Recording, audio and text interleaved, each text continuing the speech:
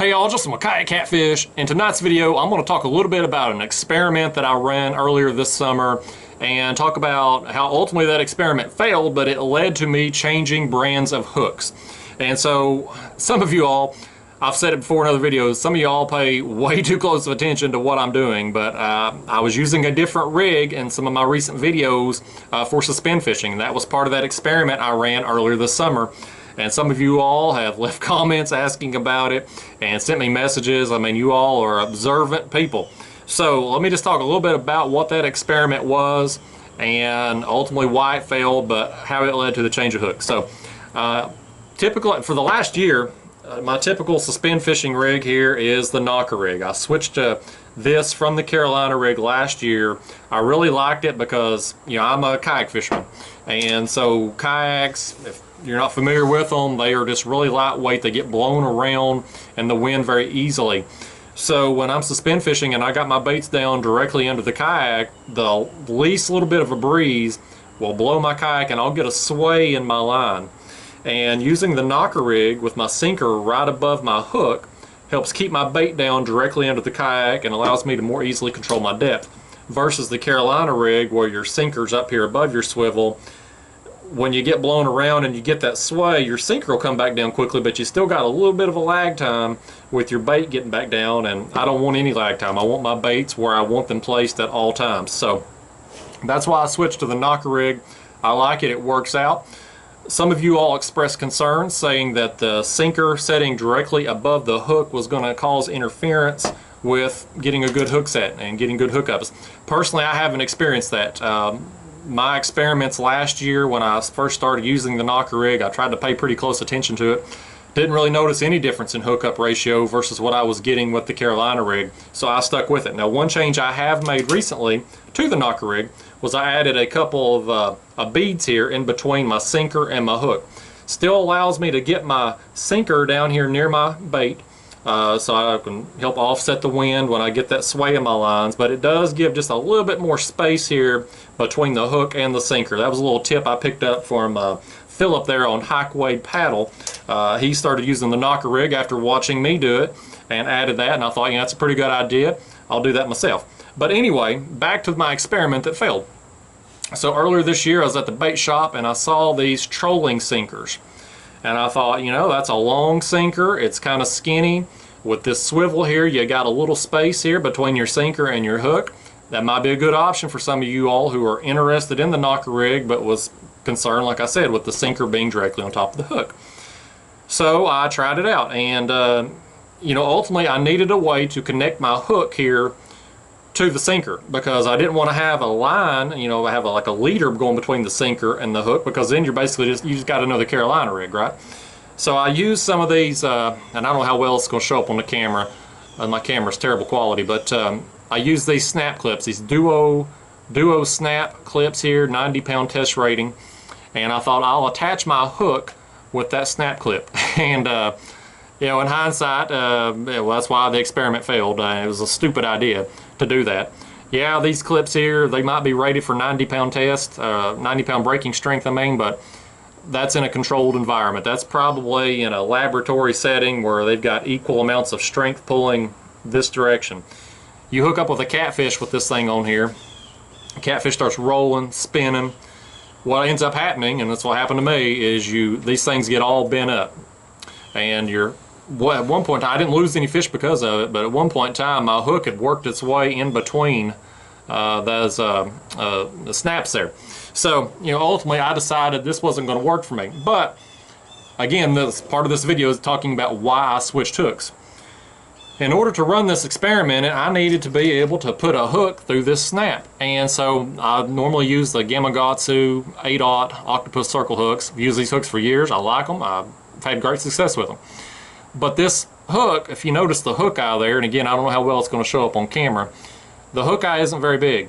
And what I needed to do, I wanted this hook to be able to move freely within this snap. You know, everybody in the catfishing world, they use snell knots, right? Snell knots are the go-to knot for using circle hooks in the catfishing world. But when you look at the saltwater fishing world, and those guys, they use a lot of circle hooks as well, the loop knot is a popular option with them. And so I thought with this with these snaps here and the hook, I could make a kind of recreate a loop knot effect with having this hook being able to move freely on there. But with this Gamakatsu circle hook, with the hook eye being so small, I couldn't get that freedom of movement there. So I needed to run this experiment, I needed a hook with a bigger hook eye. So I got the Team Catfish double action 8/0 circle hooks, and I used them on there. They worked fine. I got the loop knot effect with it being able to move freely on this snap, and it worked out. So over the course of the 3 weeks or so that I ran this experiment, like I said, I had problems with the sinker, with the hook working its way in between those snaps, but I really liked the hooks. I was noticing that I was getting a better hookup ratio with the Team Catfish circle hooks versus the Gamakatsu circle hooks that I had been using.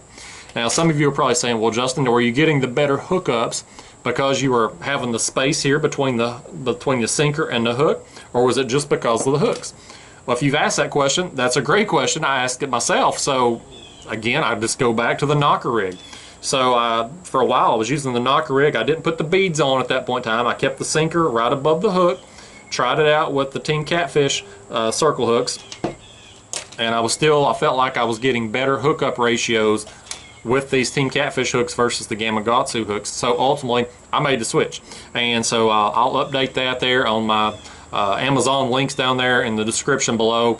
Thank you all to you all who have purchased gear through those links. It means a lot to me. It puts a little extra jingle in my pocket. I hope you all are just buying that stuff to support me, though. I mean, I hope you all at least shop around and get the best deal possible online if you buy that stuff. But for better or worse, a lot of you all look at the gear I use, and many of you all have bought gear because of it, and I get the messages from you saying, hey Justin, I bought so-and-so because of this, or I saw you do this in a video, so I picked up that piece of gear. And I don't know who buys stuff. I don't get that kind of information from Amazon, but I do see the sales on there, and I see what y'all are buying. And like I said, for better or worse, some of y'all out there value my opinion, so that's why I thought I'd do this video and just share it with you. Normally I wouldn't talk about a failed experiment. I run these experiments all the time, and most of them fail like any other experiment in life, but I always learn something from them, or I'll get another idea because of that experiment.